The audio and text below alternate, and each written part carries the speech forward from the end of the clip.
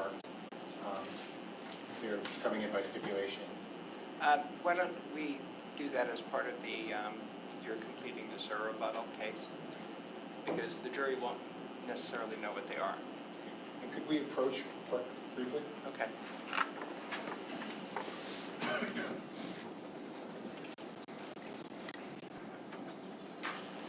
Okay, so let's bring the jury.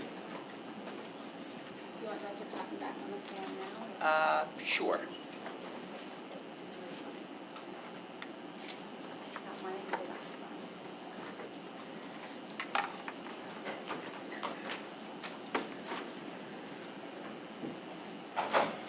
Morning, Doctor.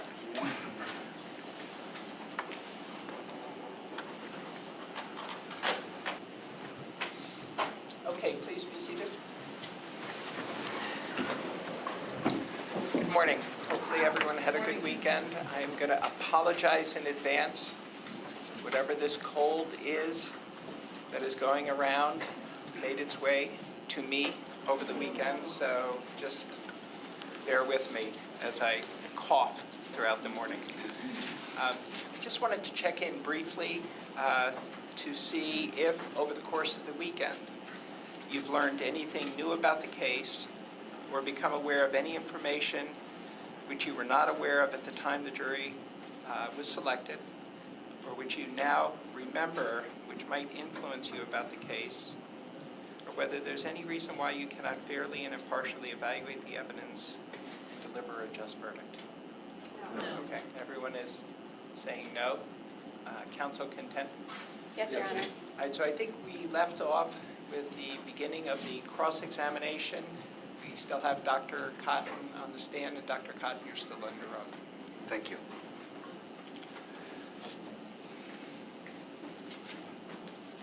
Good morning, Dr. Cotton. Good morning. I want to start with what you use as a definition of a mental disease when you render your opinions on sanity. Okay? So the Vermont statute actually doesn't define mental disease in the Title 13 criminal definition of sanity, correct? Insanity. That is correct. And it doesn't specifically exclude personality disorders, correct? It does not specifically exclude. And some states do specifically exclude personality disorders. Are you aware of that? Yes, I've testified in Massachusetts. Okay. And you're aware that other forensic psychiatrists and psychologists would disagree with your opinion that personality disorders are not mental diseases for purposes of the Vermont statute? Yes. But let's talk specifically about a situation where someone has a personality disorder and under stress becomes psychotic and was unable to appreciate the criminality of their conduct or conform their actions to the requirements of law. In that situation, based upon how I think I understood your testimony on Friday with Ms. George, under that situation, you would consider the personality disorder a mental disease for the insanity? No, I would not.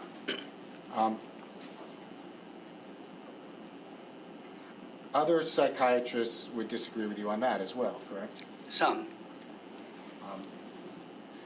Many psychiatrists and psychologists are the opinion that the two prongs are separate, and any mental disease, other than the one specifically excluded by the Vermont statute, would qualify as a mental disease. Please repeat that. I didn't understand your question. You seem to suggest that in one of your answers, and maybe I misunderstood it, but in one of your answers to Ms. George was that a personality disorder may qualify under certain circumstances as a mental disease. Do you remember giving that testimony? I don't specifically remember the details of the specific statements I made on Friday. Well, do you agree with that? That a personality disorder... A person can have a personality disorder and they can develop mental disease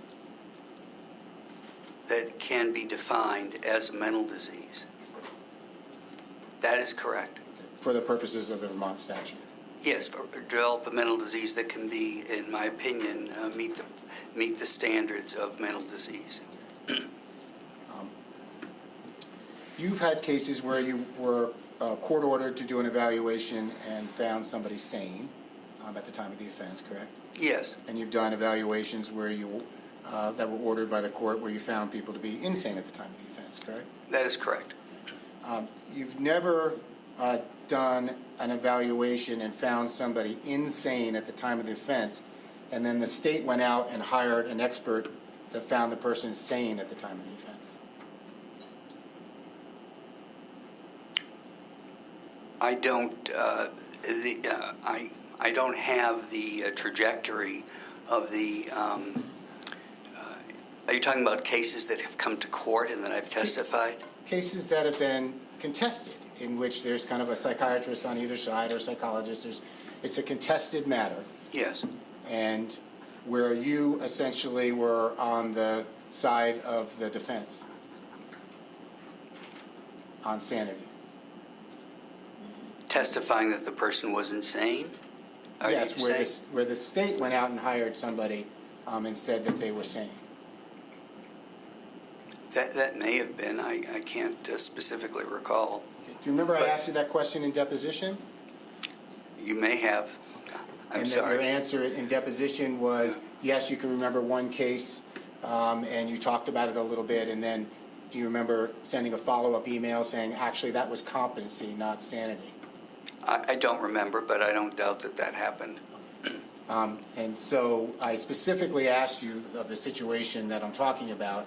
You said in deposition you could remember one case, and you followed up with an email to me saying, actually, it wasn't sanity, it was competency. Do you remember that? I don't doubt it. I don't specifically remember the case or the situation at the current moment. So, and as you sit here today, you can't specifically remember any case where you testified in a contested matter, not testified, where you gave an opinion and it was contested and you were on the side of the defense. I'm sure that's happened over the course of the last 20 years. It must have happened. Okay. But I did ask you that in deposition, and then you actually went and sent a follow-up email as well saying you were confusing competency with insanity. I could have. I have those records and data and can look at that materials and to respond as I did. And you testified on direct that you are now involved in two cases in homicide cases in which you found the individual insane, correct? That is correct. Okay. And neither of those cases are contested, correct? I'm sorry? Neither of those cases are contested. In other words, you haven't received an opinion from somebody else saying, I think this person was sane. The cases, to my understanding, the cases have not yet been fully adjudicated.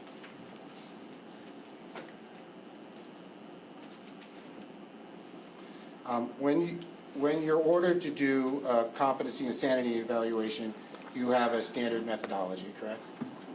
I have a methodology, yes. You get the offense materials from the Department of Mental Health that have been provided by the court, correct? That is correct. And you do an examination, That is correct. and for competency and/or sanity, depending upon what's ordered, correct? That is correct. You take a social history Yes. from the individual, a medical history, Yes. and a mental health treatment history, Yes. a substance abuse history, Yes. a mental status prior to the offense, Correct. and a mental status during the alleged offense. Yes.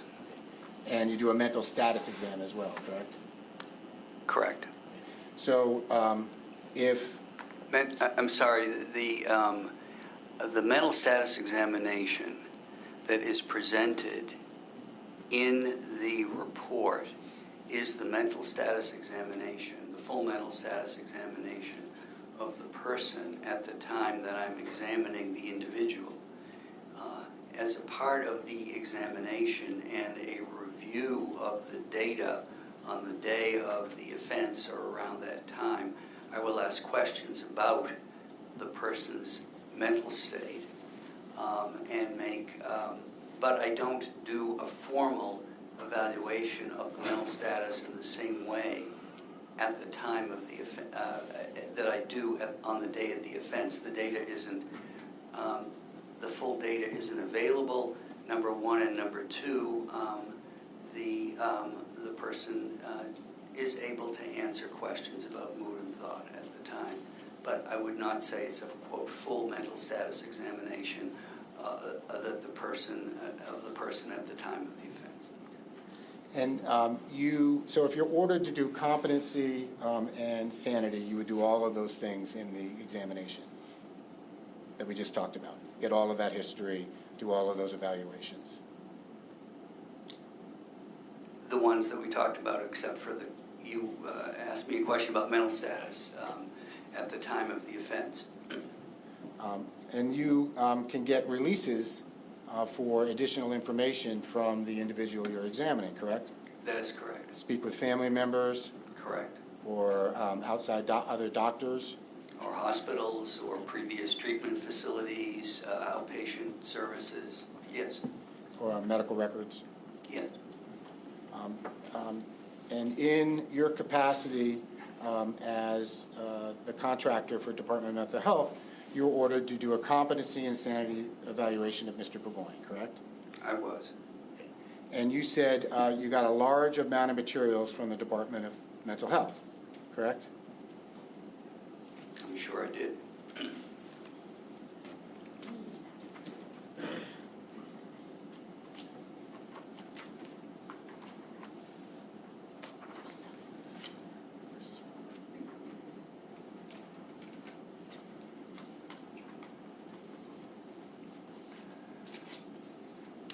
And you listed those materials in your report, correct? I did, and the Department of Mental Health, in order to clarify the answer to the question, when the Department of Mental Health asks me or one of my colleagues to do this examination, they do not send any information themselves. They request the court, the county in which the individual was involved in the alleged offense. They ask the court to send information. So it's the clerk of the court sends information by state's attorney and the affidavits regarding the case. Right. So the Department of Mental Health gets a packet from the court. The Department of Mental Health forwards that packet on to you. Correct. To review prior to your examination. That is correct. And you review, I think your testimony on Friday was you review the entire packet before the examination, correct? That is correct. And I think on Friday you testified that you received a large amount of information from the Department of Mental Health. I said I received information from the Department of Mental Health that requested the examination, and that the county in which the offense took place supplied, the clerk of the court in that county supplied me the information. Okay. That is the standard. Great. Well, but my notes indicate you said a large amount of information. I may have said a large amount. You list, as in your report, you list the database and you list what you have at the time of the report. One is the examination you're about to do, but then any documents or anything you had that had been sent to you would be listed in that database, correct? That is correct. Whatever the court sent. Okay. And I don't have a copy of that, but if you, I certainly would be willing to corroborate that that's what I said. I'm going to show you what's been marked as Defendant's Exhibit PP, and ask you, double P, I probably should say, and ask you if you recognize this document. I do. What is that? That is my report to Judge Crucity dated December the 9th, 2016, and in it I list my database that includes, in addition to the examination, 4 other items. I'm going to show you what's been marked as Defendant's Exhibit 00, and ask you to review those and to see if these are the documents that you were sent prior to your examination.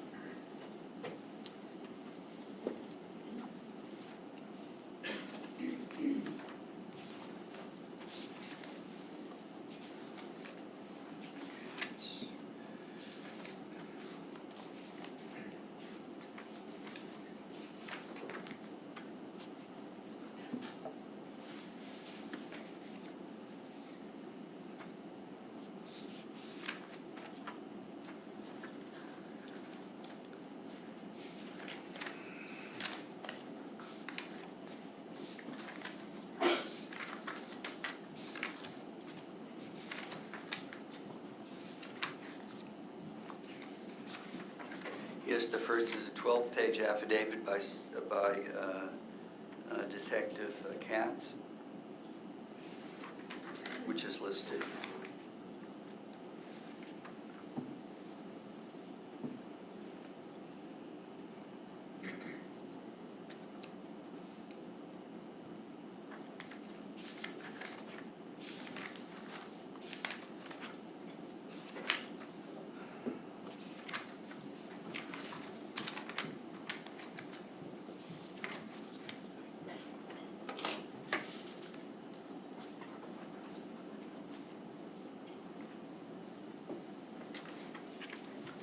In the search of his residence, the interview with Anila Lawrence,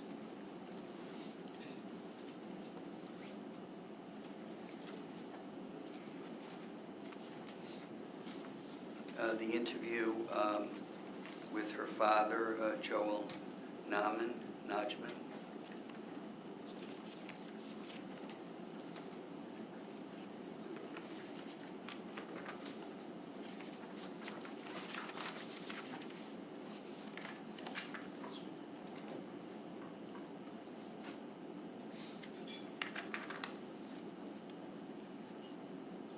interview with his co-workers at Champlain Chocolates.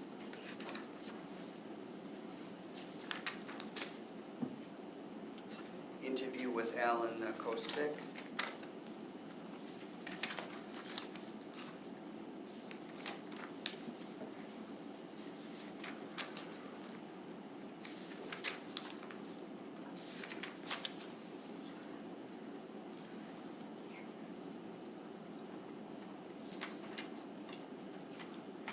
Court screening form completed by Dr. Steingart.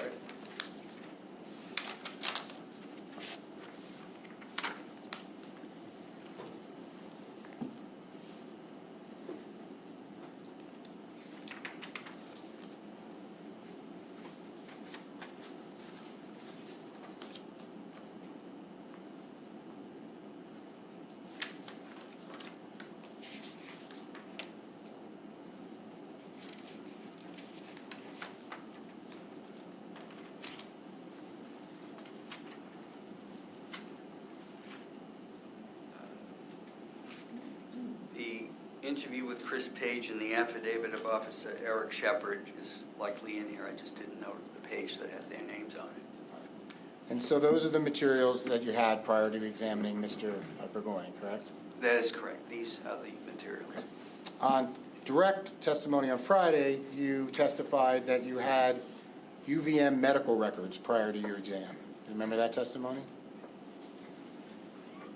Yes. You didn't have UVM medical records prior to your examination of Mr. Bourgoin, did you? I had them prior. I had UVM medical records prior to my going to Southern State Correctional Facility. I was able to look at his medical record. How were you able to look at his medical record? I was given the medical record to review. I'd have to be specific about this.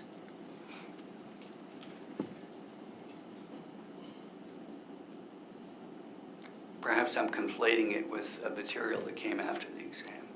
There was the report. There were reports of the examinations by, in addition to Dr. Steingart, there were the reports of the examinations by the two people who saw him prior to the accident. There were reports of the examinations of Dr.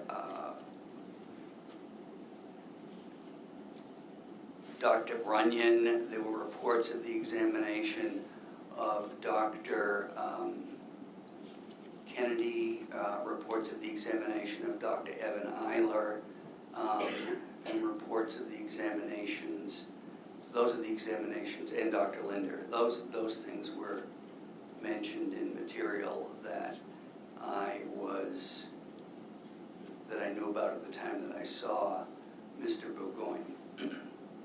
I did not have a chance to review the details of any of those medical records prior to seeing him, except for the ones from Dr. Steingart. You list in your database,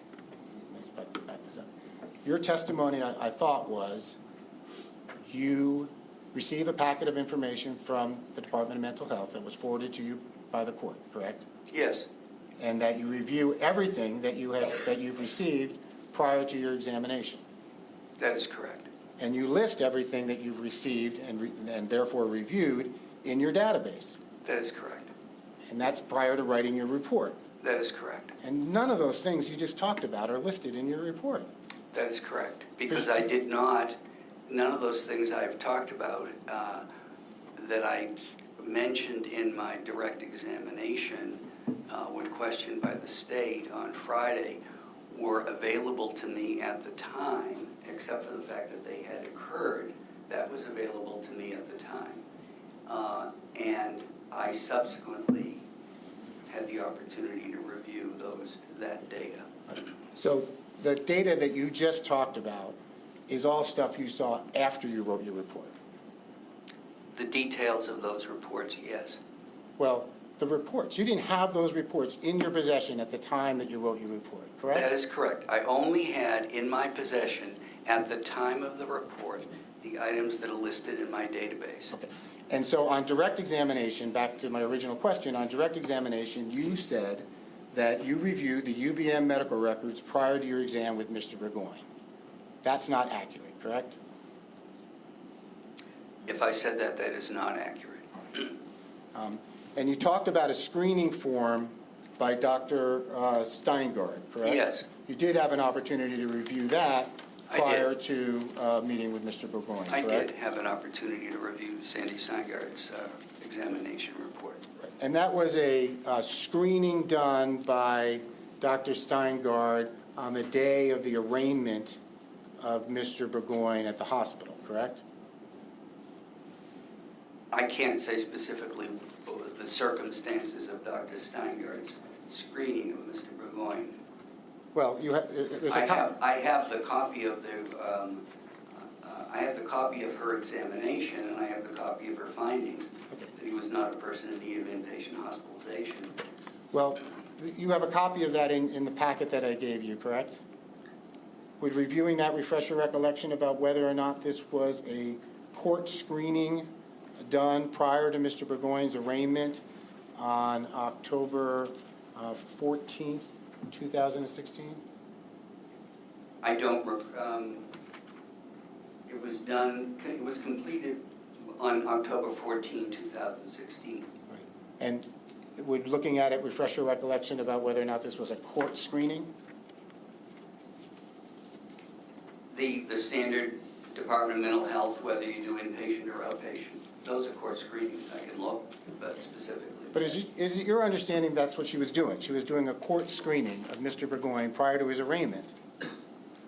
In terms of his need for inpatient or outpatient treatment, Correct. yes. And so other than that one document, you didn't have any other medical, treatment, therapy, counseling records with regard to Mr. Bourgoin prior to meeting with him and preparing your report? That is correct. You examined Mr. Bourgoin on December 1st, 2016 I did. at the Southern State Correctional Facility I did.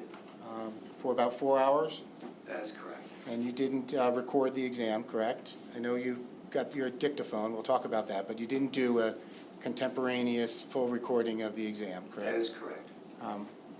So how the dictaphone works is you would ask Mr. Bourgoin a question, correct? Correct. You wouldn't record the question, correct?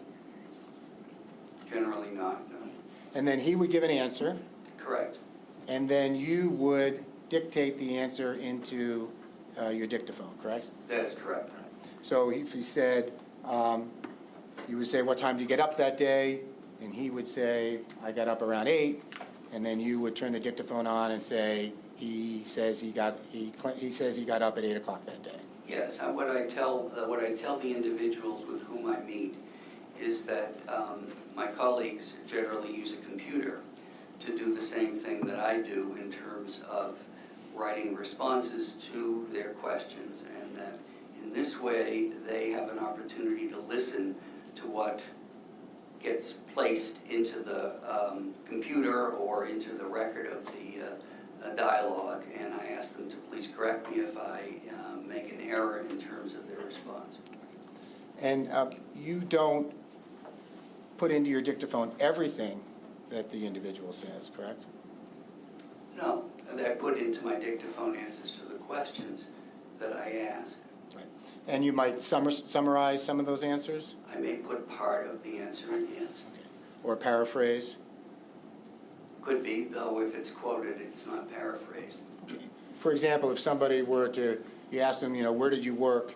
And they went on and listed 5 or 6 jobs, and it took, 15-minute answer, you might turn the dictaphone on and say, he held various jobs over the years. It's possible. And so doing it this way makes the exam take longer, correct? In my experience, doing it this way does not make the exam take longer. Let me rephrase the question, I'm sorry. Makes it take longer than if you just had a recording device and you asked your questions and you got the answers and moved on to the next question. It's going to take longer to ask the question, get the answer, dictate the answer. That's not my experience. I've done examinations that have been fully recorded, and my experience is that the amount of time that I take to dictate the answer that the person gets does not appreciably add to the time in the examination. But I understand why you're asking me the question. So with regard to Mr. Bourgoin's exam, you say it was around 4 hours, correct? That is correct. Okay, and when you come in, the first thing you do is kind of an introduction, who you are, there's a non-confidentiality waiver, you got to go through some preliminary material, correct? Correct. And then you took a social history of Mr. Bourgoin, correct? Yes. And that took quite a while with Mr. Bourgoin, did it not? Yes. And it's actually the longest section of your report, covering 3 whole pages of the 12.5-page report. Yes. Okay. And you spent some time with Mr. Bourgoin talking about your common history in Newburyport, Massachusetts. Do you remember that? Yes, I told him I was familiar with his community. You talked about your experiences and how you knew Newburyport during the exam, correct? Yes, I may have. And you essentially, on Friday, when you went through your testimony with regard to Mr. Bourgoin's history, you were essentially telling the jury the history that Mr. Bourgoin told you at the time of this exam, correct? Yeah, that's what I attempted to do. And then you took a medical history from Mr. Bourgoin? Sure I did. Yes. And you took a substance abuse history from him? Yes. Okay. That's 3 sentences long in your report? Yes. You're aware that Dr. Kapoor spent the better part of a 6-hour interview talking to Mr. Bourgoin about his substance use history? I did read Dr. Kapoor's report. Well, Dr. Kapoor didn't write a report. I mean, I did read Dr. Kapoor's, there was a deposition done of hers. I read some material in which she was able to describe what she did. You took a mental health history from Mr. Bourgoin? I did. And then you asked him about what happened prior to the offense conduct here? Yes. And then you talked to him about the offense conduct, correct? Correct. And with these last 2 parts, what was going on prior to and what was going on during, you took particular care to dictate most of what Mr. Bourgoin had to say, correct? I did dictate several things. Yeah. over And the that- course of several pages. That covers about 2 pages of your report, correct? Correct. And so the time you spent talking with Mr. Bourgoin about the offense conduct would have been the time it took for you to ask the question, him to give the answer, and you dictate the answer into the machine, correct? That is correct. All right. And you don't have, as you sit here today, you don't have any idea how long you spent with Mr. Bourgoin on those 2 sections, correct? I don't.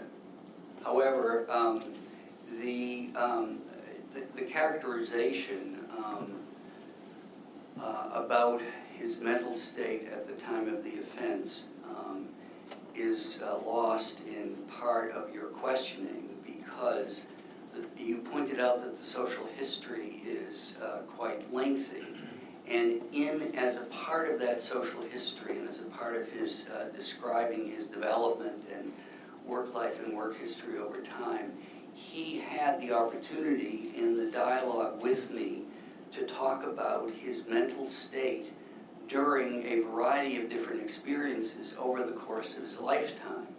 And he was, since the history of mental disease needs to be seen in the context of a person's life history, he had the opportunity to explain a good bit about his circumstances over many, many years prior to his meeting with Anilla and these issues that came forward in this offense. Okay. The question was how long you spent with him on what was going on with him immediately prior to the offense and during the offense conduct. It was something less than what it would take to do all the other things you did, but you don't have any idea how long that was. I can't say with certainty. You also did a competency evaluation, correct? Because this wasn't just sanity, you were asked to do competence as well, correct? The state asked me to do competency examination, yes. Okay. Well, the court ordered Yes. the Department of Mental Health to have you go out and do a competency evaluation, correct? Competency and sanity. All right. So when you were done with the exam of Mr. Bourgoin, you didn't ask him for any releases, right? I did not. Okay. So you didn't ask to speak with any of his family members? Correct. You didn't ask to get releases so that you could review any of his medical record? That is correct. And you didn't ask for a release to look at any of his mental health records?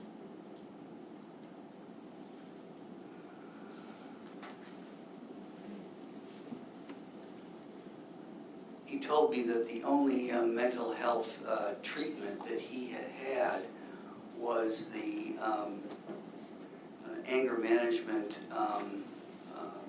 training program that's run at the University of Vermont. He did not state that he had had any other mental health treatment. So, but you didn't ask for a release to see even that, right? To see the anger management Yes. program? No, I've seen the template that is utilized for that program and the reports on multiple occasions. Though I assumed that the material that would come from that group would be similar to what I had seen previously. Okay, so not necessarily significant to you. Correct.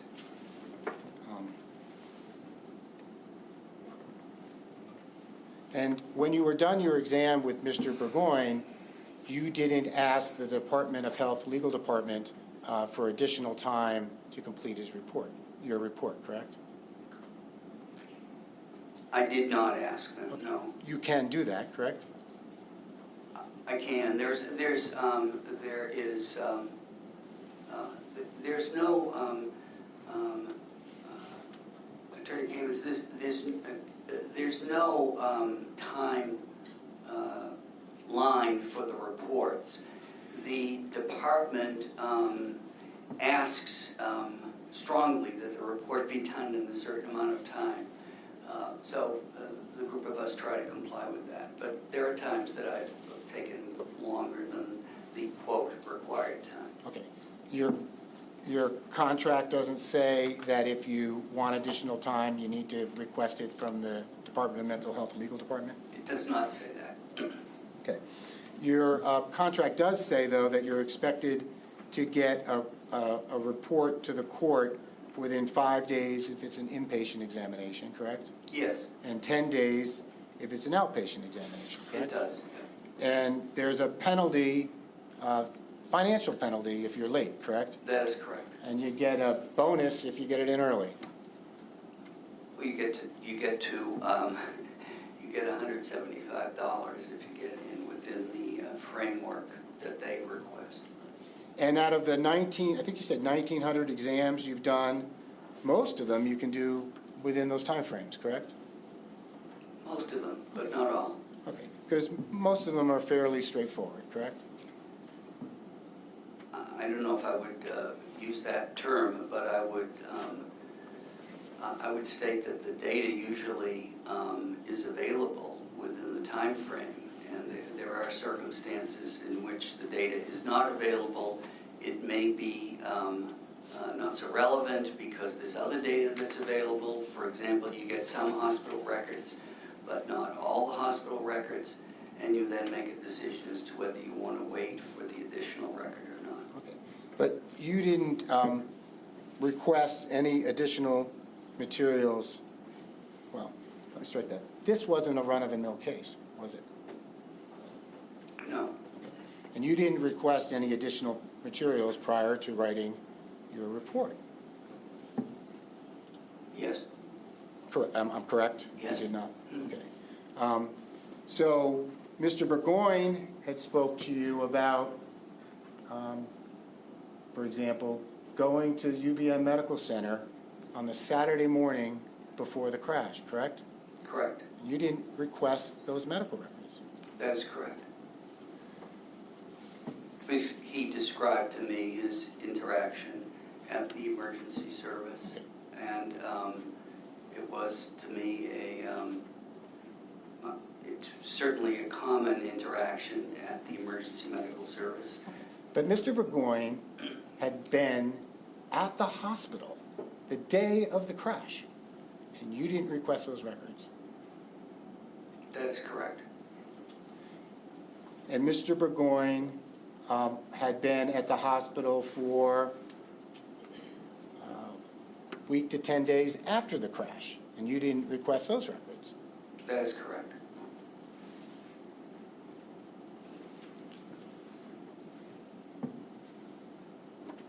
And you did an original dictation of your observations and of Mr. Bourgoin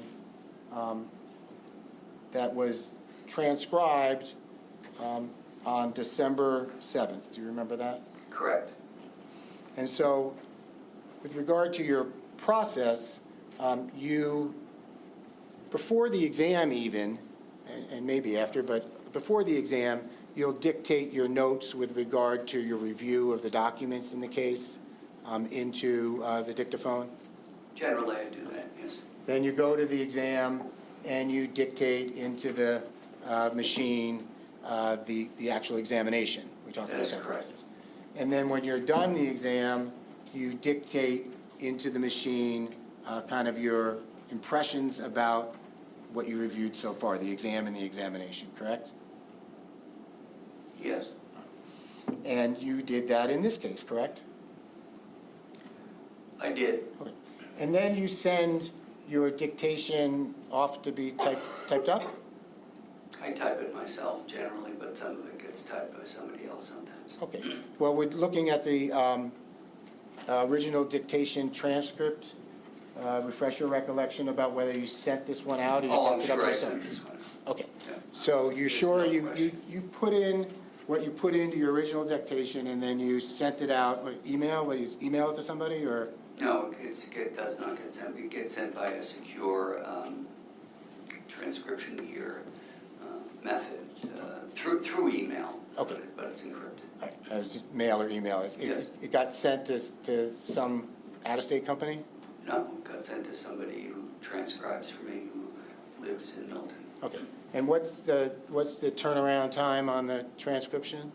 It's brief. Okay. A day? No, no, well, it depends on what the workload that the person has. Sure, sure. And the date on the original transcription would be what date? The date that you sent it off, or the date you got it back, or the date it was typed up? The date on the transcription, I'm not. Well, you're getting a transcript back Yes, of the dictation, and it's kind of in the form of a report, right? It's got "Dear Judge Crescetti" on the top, kind of like your and then it kind of goes through the report, and it's got a date on the top. What is that date signifying? Is that the date you dictated it, the date it was typed up, the date you got it back? the date on the top of the report, in this instance, December 9, 2016, is the date that I finished the report, signed it, and sent it to the Department of Mental Health. My question is, on the original dictation, there's a date. And if it would help to refresh your recollection, I will give you a copy. Might that help? Sure. Okay, I'm showing you what's been marked as defendant RR.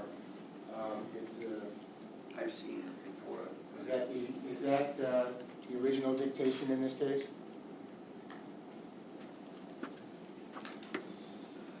It's, yes, there are, it's one of the two original dictations in this case. Because what I did, Let's stop there for Yeah. a second. Did I not request of you your original dictation in this case? yes, And isn't what I've shown you as, I forget what I identified it as, double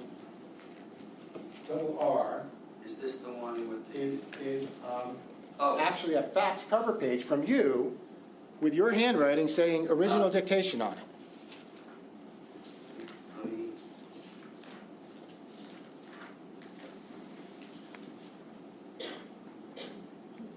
yes, correct, So I asked for your original Yeah. dictation, and that's what you sent me, right? correct, You didn't send me two original dictations. no. But is now your testimony there's two original dictations? I did not recall specifically what I did, but if, in order to clarify this issue, it would be helpful for me to state the following.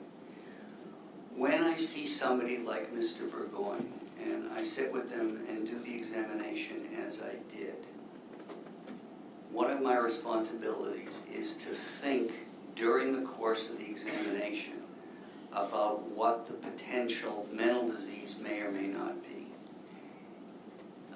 Based upon what Mr. Bourgoin or the other examinee says about their personal history, their social history, their mental health history, and in cases where there are questions about that, as there was in this case, what I will do is I will dictate an original description, an original transcription, and I may give on one diagnosis, I may give on another diagnosis that I thought were possible from the data in this case. And in this instance, I was looking for whether or not there was data to support mental disease at the time of the offense.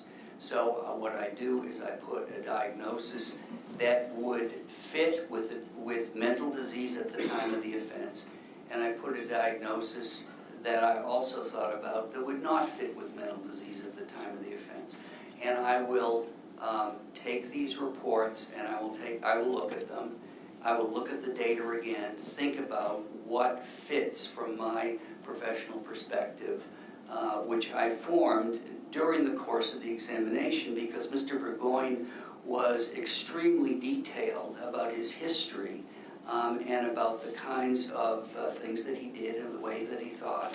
And so that there were certain possibilities that were present at the time that I did the examination, so that I wanted I wanted to look at both the potential for mental disease and the potential for not being mental disease as a part of the diagnosis. So sticking first with the dictation issue, there's not another dictation, correct? That's the dictation that you did. Correct.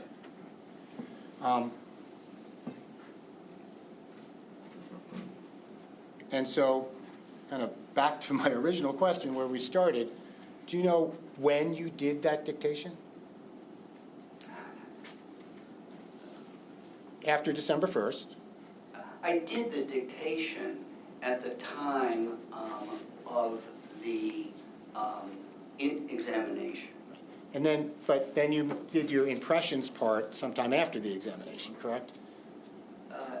Generally, I can't say specifically, but generally, what I will do is, following the examination, when the material is fresh in my mind, I will, after leaving the examinee, based upon what he or she has said, I will dictate my formulation about mental disease or not, competency or sanity, the various issues and the questions that the court's raising at the time, because that's the time that it's contemporary, it's in my mind.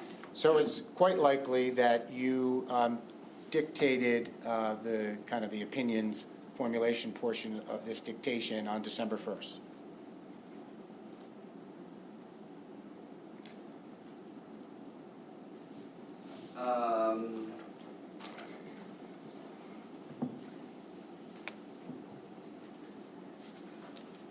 Could have, I mean, I can't say with absolute certainty the very date and time that I dictated this and when I revised the various pieces of it. I can tell you something about the process I went through in thinking about Mr. Bourgoin. Okay. So the dictation is dated, back to my original question, December 7th, 2016. Is that accurate?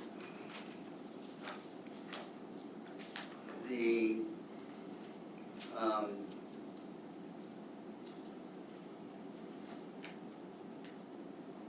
yes, this says December 7th, correct?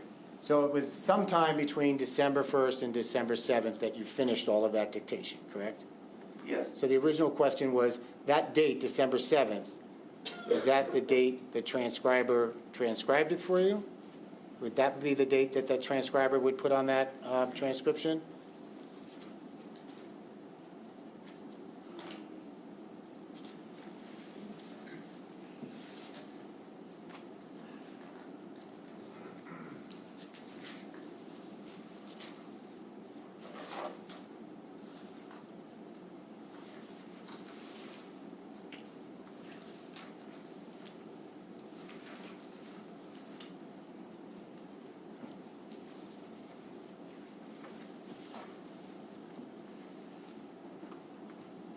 Yes, I would assume that would be the date. Okay. But you said your practice is to kind of sit down pretty soon after the exam and do the dictation, correct? My practice is to, when there's questions about the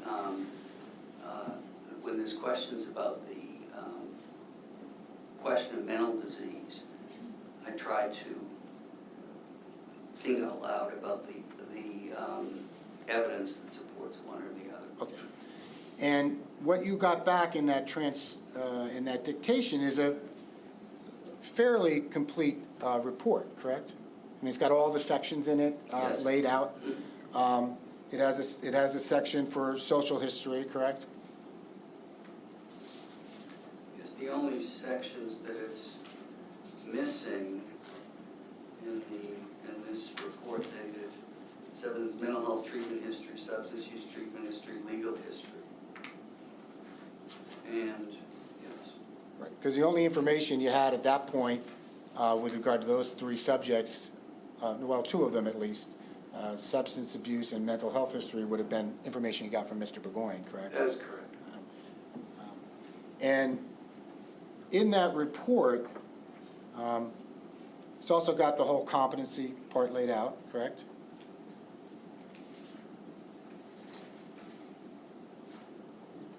Yes.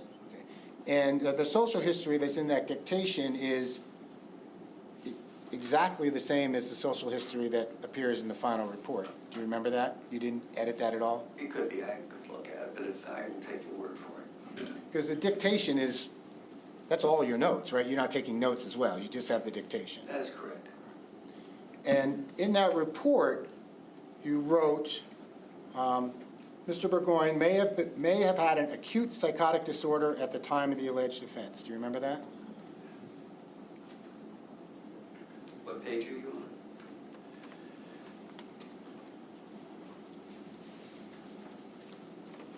So you don't remember that? You need to refer to your That report? was one of the questions that I had, but if you...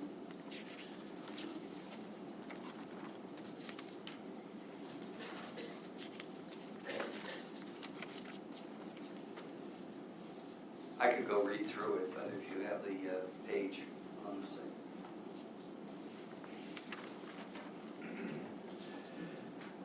Well, I can say, let me be helpful here. What I can say is that given Mr. Bourgoin's history,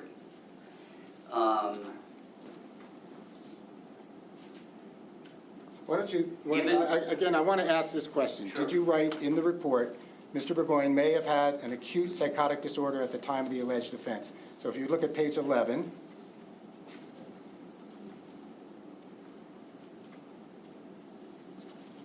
of the draft, talking about page 11 of the draft, of the dictation, yes.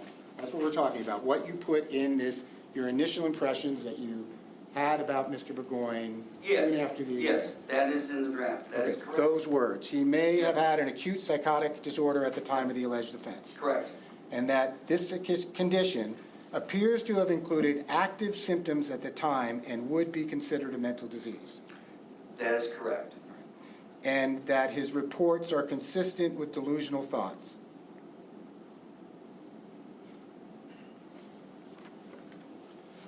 um,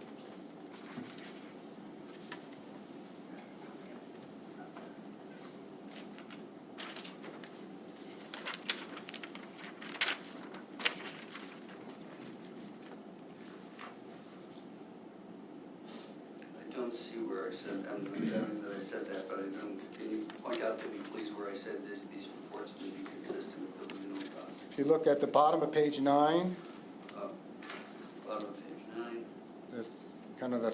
at the end of that last paragraph, Oh, yes, correct. This is, thank you. You're making the point very clearly as to what I tried to do. you wrote, his reports are consistent with delusional thoughts. Correct. I wrote that in a draft report.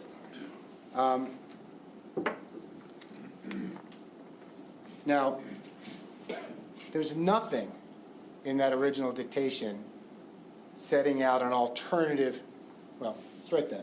You also had a diagnosis of Mr. Bourgoin as acute stress disorder. Remember that? Adjustment disorder with this, yes, No, acute stress disorder, correct, not adjustment disorder, it's acute stress disorder, right? yes, The word adjustment's not in there. correct. And there's nothing in that report laying out an alternative diagnosis, correct? Nothing in the original dictation laying out any type of alternative diagnosis.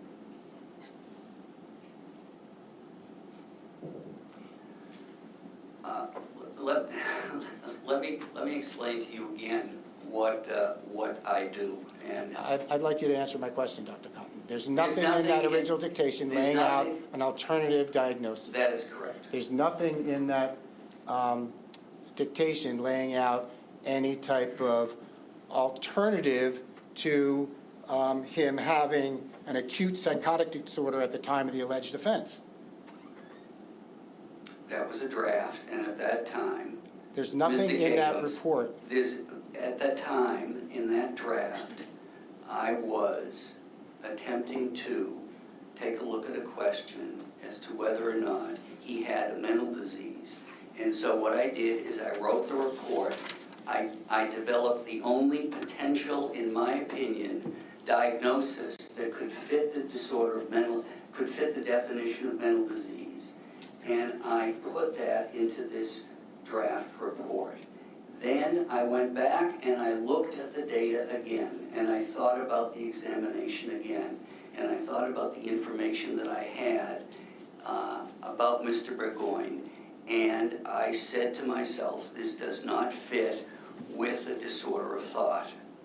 And therefore, my report that I submitted to the court did not have acute stress disorder as the diagnosis, and did not have the finding that Mr. Bourgoin was insane at the time of the offense. So you did your original dictation where you said he had a mental disease of acute stress disorder. That was a diagnosis, yes. Diagnosis. And then after that, you went back and you changed it. No. The following is the way that it works.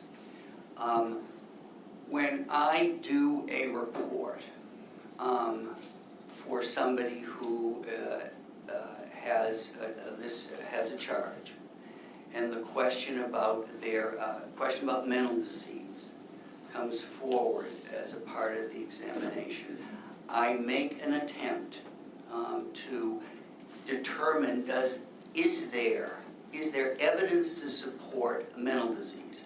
I look at the data that he presents to me, and I say, what kind of mental disease might he have had given his history that he described to me? And the only mental disease that I could develop that he could have had at the time of the alleged offense was a diagnosis of adjustment disorder with disturbance of mood and thought. Well, originally you said acute stress disorder. Acute stress disorder. I changed it to the more formal Well, they're different things, aren't they? diagnosis. No, there's no acute stress disorder is not a adjustment disorder with disturbance of mood and thought is more standard. One's a mental disease and one's not? I thought you said adjustment disorder is not a mental disease. Adjustment disorder with mixed disturbance of emotions and conduct was my final diagnosis. And you say that's not a mental disease. Well, it is a mental disease. It's listed in the Diagnostic and Statistical Manual of Mental Disease. Okay. But the question that's being raised in this case, and the question that was being raised when the Department of Mental Health asked me to examine him was he insane at the time of the alleged offense? Okay. And so I was trying to be thoughtful about whether or not his history and the actions that he took on the date of the alleged offense, whether he was insane at that time. You didn't, in this original, well, there's not another dictation, right? You have what I have. Okay. And so I think you had testified on direct that you would dictate one report, you dictate another report, you put them both up on the screen, you kind of go between them, and then you pick which one to do, which one to submit to the court, correct? Yes, I'm not doubting I said that. But that's not what happened here, right?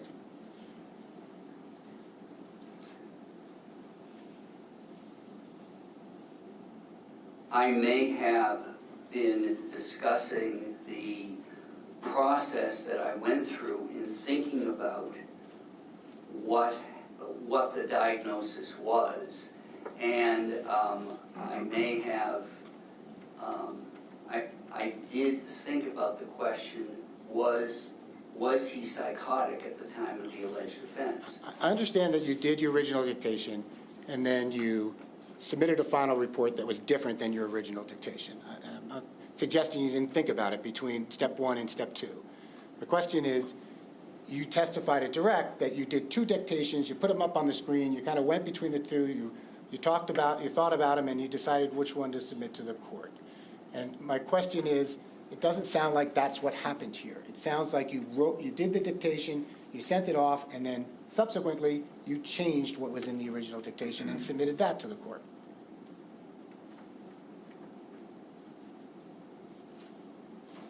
No, the one that's dated date of exam December 1st, submitted to the court, dated December 9th is the only dictation that I submitted to the only report that I submitted. I understand that. In either your, in your dictation, you didn't mention anything about Mr. Bourgoin being suicidal, correct?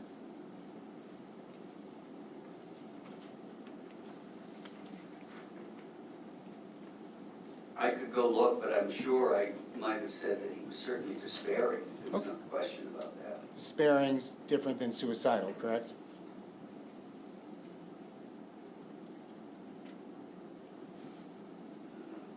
I'd have to go look.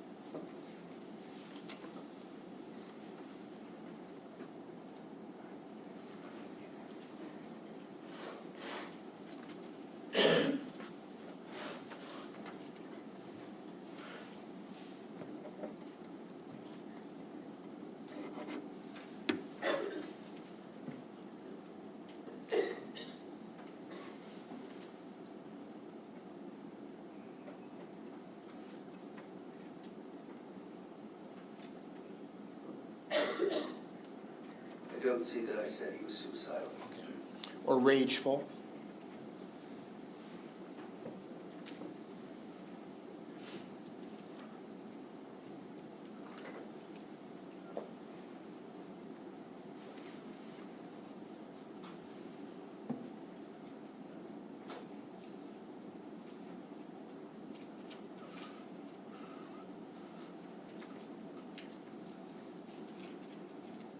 Well, he described his behaviors and how he felt when he got into the truck.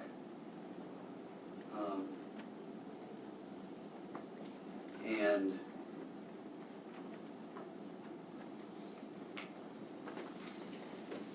was behaving in a way that was terribly discontrolled. He described that.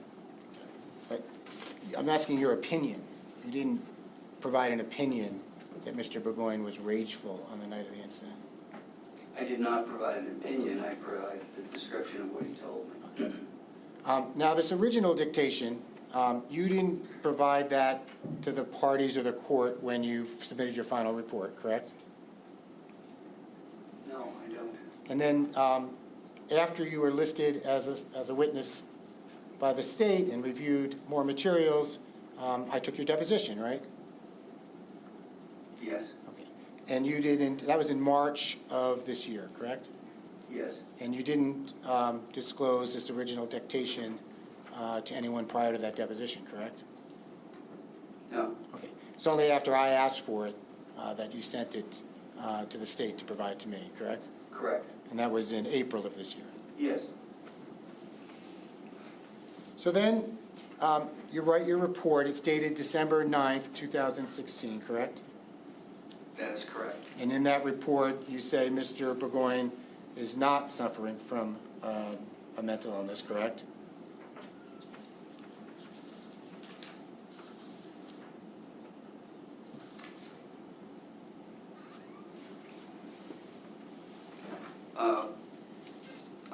What I say is that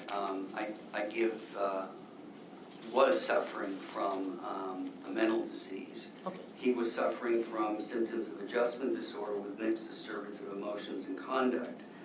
And then I go on to say the presence of emotional or behavioral symptoms in response to an identifiable stressor is the essential feature of adjustments disorder. His charge of domestic assault, the restrictions on his contact with his daughter, and his financial distress as such stressors. Because of its symptom definition, adjustment disorder is not considered a mental disease. So I just want to understand your testimony. So is what you wrote there as his diagnosis the same as acute stress disorder? I felt this diagnosis was more accurate. They're close to each other? They're close. They have some common elements. And again, to try to understand how so adjustment disorder and acute stress disorder are mental diseases, because they're in the DSM-5, correct? Well, they're in the Diagnostic and Statistical Manual. Right. So they're mental diseases. They're listed in the Diagnostic and Statistical Manual as part of the list of diagnoses that are considered by the American Psychiatric Association to be mental diseases, potentially mental diseases. And in this final report, you didn't mention acute stress disorder at all, correct? That is correct. Or that Mr. Bourgoin, may have had an acute psychotic disorder at the time of the alleged offense, correct? Correct. Okay. You didn't say that he was suffering from active symptoms at the time of the offense, right?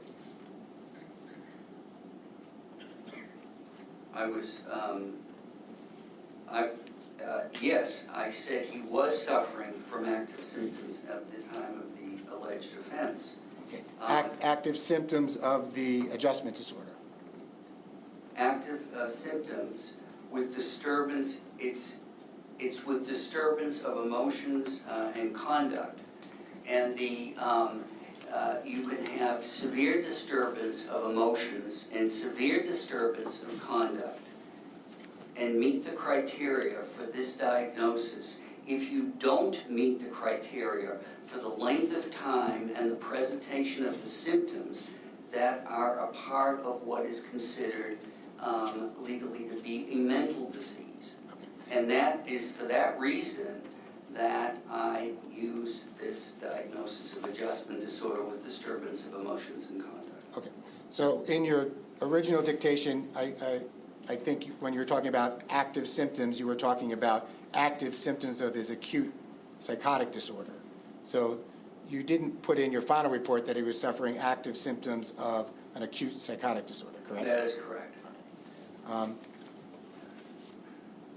And you talked about the fact that Mr. Bourgoin had been previously diagnosed with adjustment disorder, correct? May have. I have to go back and look. I don't recall specifically. Not in your report. In your testimony on Friday, Oh, you testified that, on examination by Ms. George, that he had been diagnosed with adjustment disorder 2 or 3 times in the past. may have been referring to the issues that came forward when I read the material from the UVM. Okay.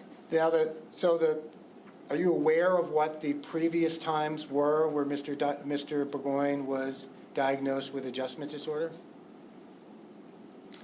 Well, Mr. Bourgoin was fairly detailed in describing the difficulties that he has had in the past with his behavior and mood. He talked at some length about the offense in Newburyport, the first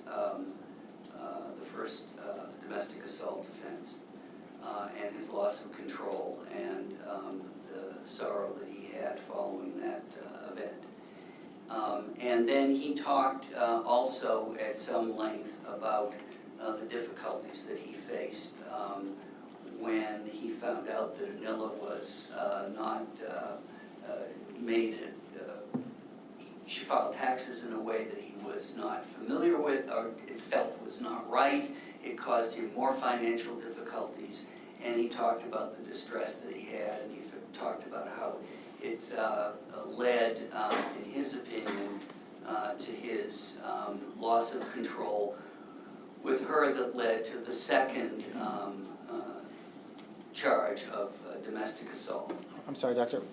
The question is, you testified that Mr. Bourgoin had been diagnosed by a medical person, by somebody, as having adjustment disorder in the past. It may have been Anila Koutras offered him, but Dr. Koutras had in the past, in his medical records, had offered him fluoxetine when he went to see her because I'm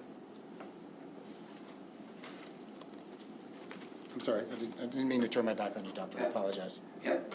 I may have been referring to the fact that there was information that he had, and I don't recall specifically where I got that, whether it was from him when I asked about his medical history. He saw Dr. Koutras, who is a primary care person with whom I'm familiar, and he said that at one point when he was dealing with these stressors in his family, he went and talked to her. But you actually had, by the time that you testified on Friday, you had reviewed Mr. Bourgoin's medical records, correct?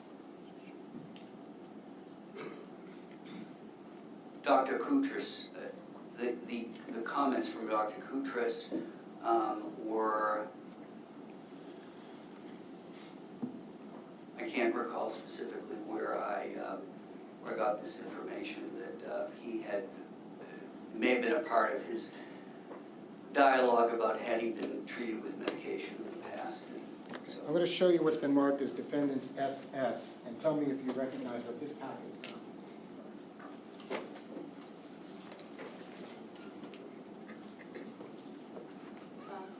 Maybe, Your Honor, this might be, if the doctor could review those documents during a break, maybe that would make sense. Yeah, so why don't we